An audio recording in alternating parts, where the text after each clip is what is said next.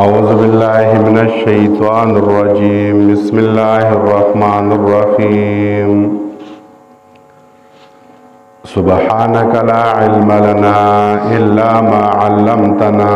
إنك أنت العليم الحكيم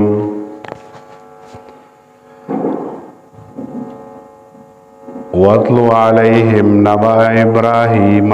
إذ قال لأبيه وقومه ما تعبدون قالوا نعبد أصناما فنظل لها عاكفين.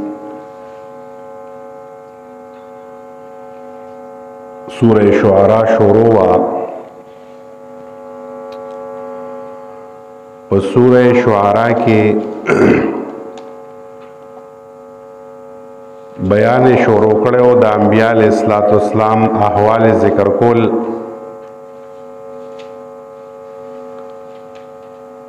او تسلی ورکولا پدې کې جناب محمد رسول الله صلی الله علیه وسلم لا او خبره ذکر کولا داود صورت چوا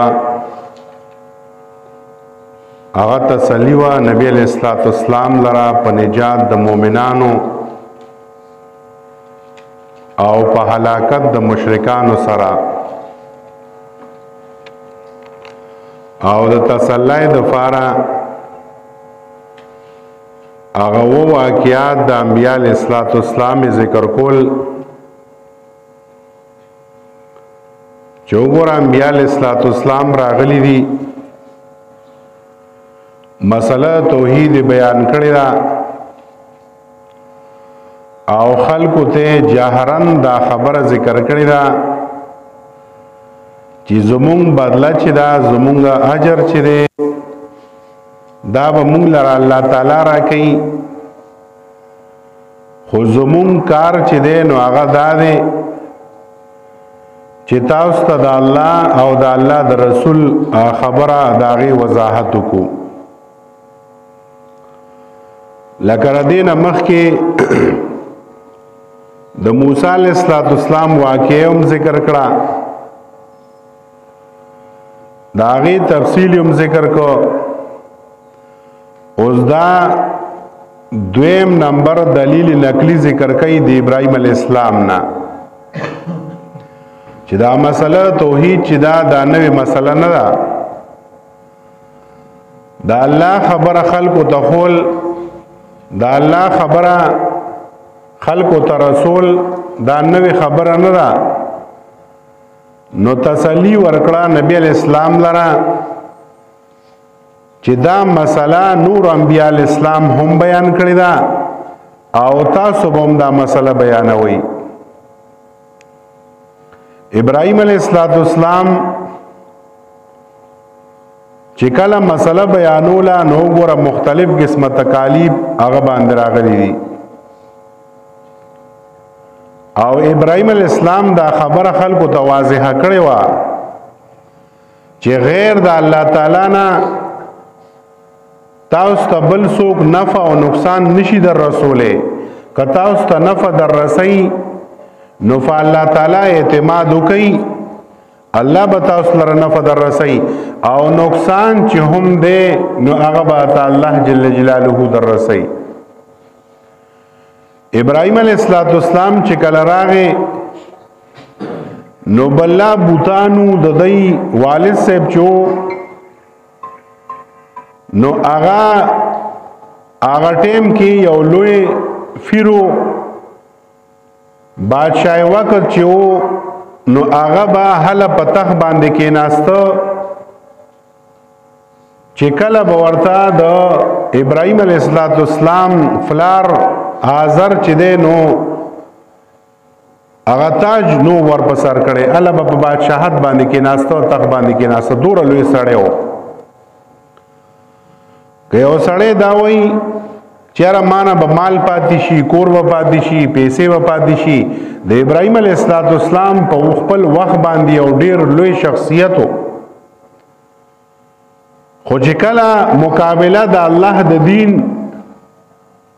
دا هغه د پرچار راغله نو ابراهيم عليه السلام بیا دې ته ندی کتلی هغه خلکو ته د الله لار واضحه کړی دا داغي وضاحت ورته کړی دی هغه خبره ورته ور رسول دا نو دویم دلیل نقلی ذکر کوي الله جل جلاله فرمایي واتلو علیہم نبأ ابراہیم اول ولا پدای باندې خبر د سیدنا ابراہیم علیہ السلام اذ قال لأبيه وقومه ما تعبدون کله چې وې پلار خپلتا او قوم خپلتا ما تعبدون د عبادت کوي تاسو ما سره تپوس د وجه د عبادت مقصد دی یعنی سو وجه او څه دلیل له د دې چې تاسو د چا عبادت کوي او دا غي د جواب حاصلم داو چیرې تاسو چې کوم دستور عبادت کوي یا د بوتانو عبادت کوي نو دا خو یو غلطه خبره ده یو غلط کار باندې تاسو وخته یې دا د څه عبادت کوي تاسو قالو نو وی دای نعبد اصناما عبادت کومونګا دا غبوتانو او همیشه به مونږه په دای باندې من جوران چله کول کی عاکفین چله کول کی بيو یعنی ټول ورځ د دای سره جوخ ناسیو زکه چې دای عبادت به کو او د ورځ نه تر شپې پورې به عبادت کو علامه مدارک رحمت الله علیه ذکر کوي دای به ډو پر خودلنا داس یو شیز کې اختو چې په خپل ګناه باندې نه پوهیدل د انسان د بدبختۍ او لوی بدبختی دا ده چې انسان په ګناه کې اختی او د سره دوره علم او فهم او سوچ او سرنی چې را دازه ګناه کوم او دازه خو خپل ځان غر کوم بلکې دای په ګناه کې اختو او هغه ته ثواب وي چیرې مونږه الله ته نزدېکت لارې لټو ابراهيم عليه السلام راغه او تجدید و ته خبره وضاحت کو مخکې خو داغه نور انبیاء اسلام تیر شو خو خبره و ته واضح کړه دا سه په هر یو دور کې الله تعالی د انبیاء اسلام وارثان پیدا کړي او هغه تجدید د مسلې کوي څنګه چې زموږ په دې کلی کې څومره زیات شرکیاتو زمونږ د یادو خبره ده دار مشران ناستی خلق بتلل شاخل بابا لتلل دا د درد ذمہ دار دی دې ځای کې یو قبر دی یو گاوند بابا وغلب خلق تلل دا ډیوی په کې زمونږ په گاوندو سوچ کم دنو شاه بابا خلق ناپوه خلق ته د مسلې وضاحت ختم شو پدې کې الله جل جلاله شیخ القرآن والحدیث علامہ محمد طاہر رحمت اللہ علیہ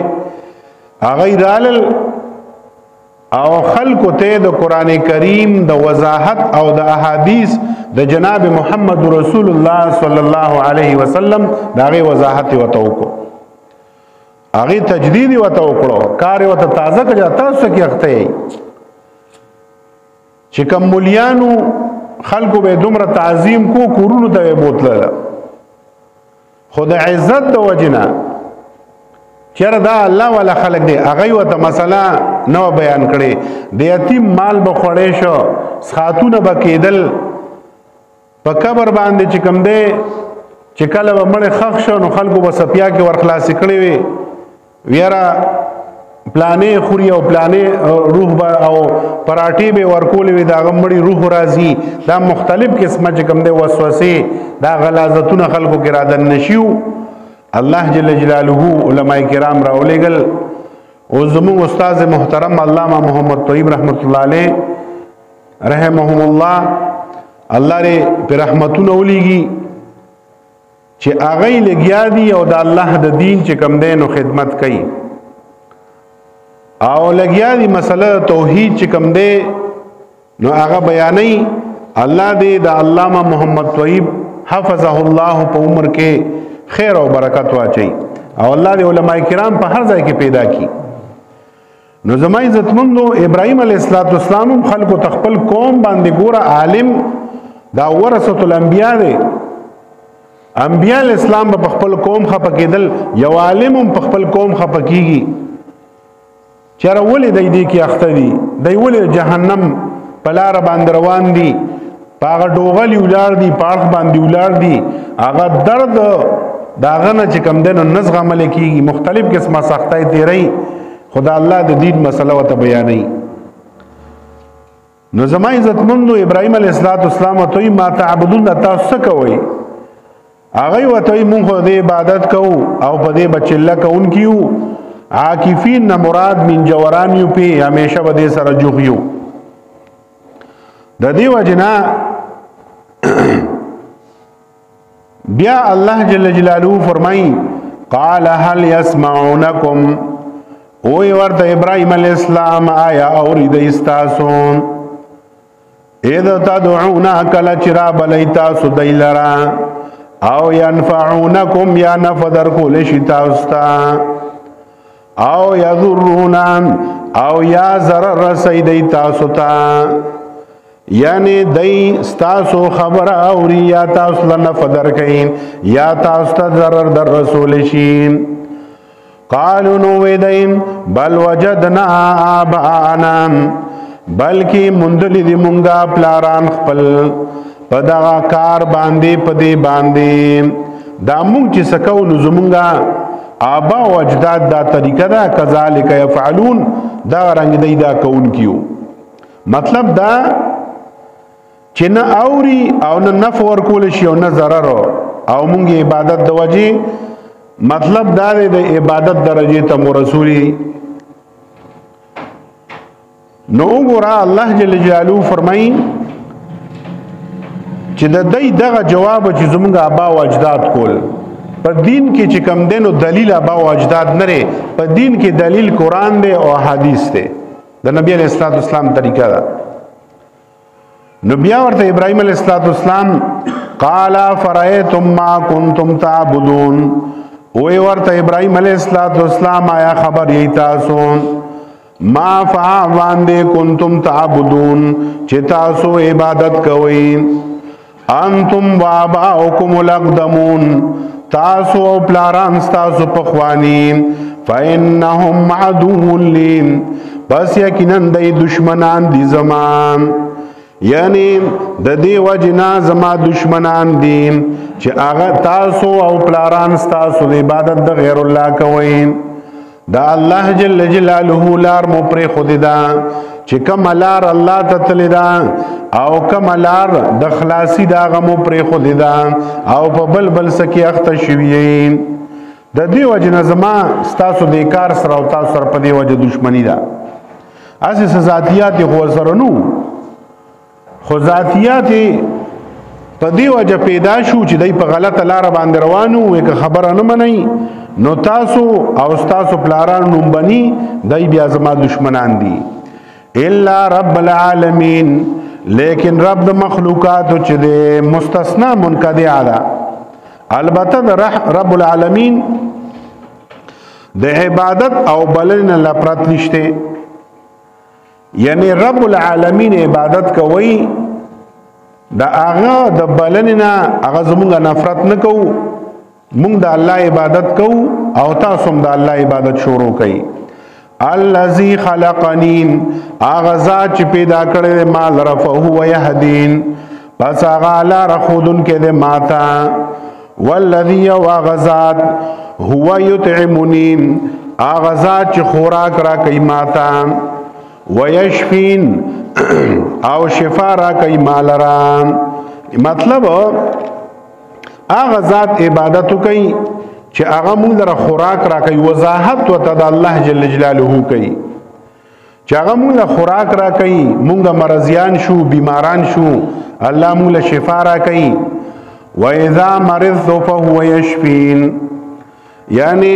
او کله چې مونږ ناجوړ شو نو شفا را کوي مونږ لره. یعنی والذي وغزات چې خوراک را کوي ماته.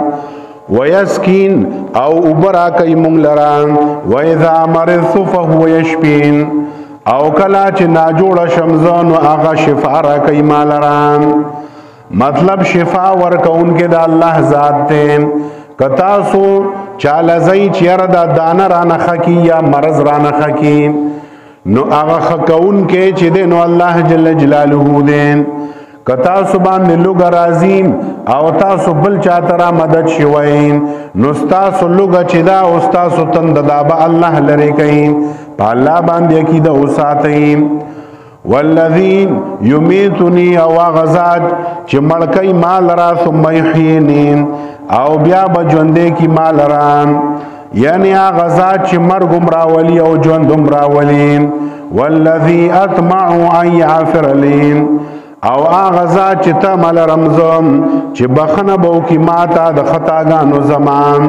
یوم الدین پا ورز د بدلی باندی پا ورز د قیامت باندی یعنی آغازا چی زتا مل رما او د دی خبر تا مل رم چی اللہ با ماتا بخنو کی زما د خطاگانو با بخنو کی پا ورز د بدلی پا ورز د قیامت باندی نو آغا خبر وضاحت وطو کو وګوره مسله توحید او تم هغه بیان کړه امور ورته بیان کړل چیرې تاسو ته دا حکم کوم چې تاسو د هغه الله عبادت وکړئ چې انسان لره رزق ورکړي انسان لره خوراک ورکړي انسان لره د بیمارۍ نه خکړي انسان لره چې کوم مرګ راځي نو هغه غره ولي کم جون ورکړي نو هغه الله جل جلاله ورکړي او د نورو چیزونو نزان بچ کئی د شرکیان نزان بچ کئی الله به تاسو کامیابی گئی الله جل جلاله دې موږ او تاسو د عمل کولو توفیق نصیب کی موږ د مولانا مفتی فضل الله صاحب ډیر زیات شکریا ادا کوو چې هغه چې کوم د زموږ درس ته حاضر شو الله جل جلاله دې د په عمر کې خیر او برکت واچي موږ من حیث القوم د ټول جماعت د طرف نه چې کوم مشران دي نو ډیر زیات شکریا د مولانا صاحب ادا کو واخر دعوانا الحمدلله رب العالمین یو دعا وغواړئ چې کومه حاضر جمع ده الله جل جلاله دې د ټولو ګناهونه معاف کړي دعاګانې وغواړئ الله دې برنه د خیر فیصله راکوزي کړي الله دې موږ د خیر سره مخامخ کړي کم طالب علمان دلته کې پاتې کیږي دا الله دین لراغلی دي الله جل جلاله دې هر قسمه حفاظت وکړي الله جل جلاله دې علم نافع وته نصیب کړي دعاګانې وغواړئ الله دې زموږ ذهنونه زموږ زړونه د قرآن او د حدیث ته ملغلرو نه ډک کړي الله دې دا اجتماع چې کوم را روانه ده الله جل جلاله دې دا کامیاب او کامرانه کړي الله جل جلاله دې د دې هر قسمه اسباب برابر کړي دواګانې وغواړئ چا کره بیماری دي الله دې ول شفای کامله ورکړي چا کره تنگ دستای دي مسائل دي مصاحب دي نور چې کوم دینو پریشانای دي امت کې الله جل جلاله دې ټول باندې خپل فضل کرم رحم وکړي دعا وکړئ د فلسطین د مسلمانانو لپاره الله دې ول غیبی امداد وکړي الله دې ول اسباب برابر کړي کفار چې دي الله جل جلاله دې وته هدایت نصیب کړي که هدایت ني الله دې تباہ او برباد وګرځي الله دې مسلمانان خلاص کړي الله دې تباہ او برباد وګرځي اللهم اعني على ذکرک وشکرک وحسن عبادتک آمین یا رب العالمین.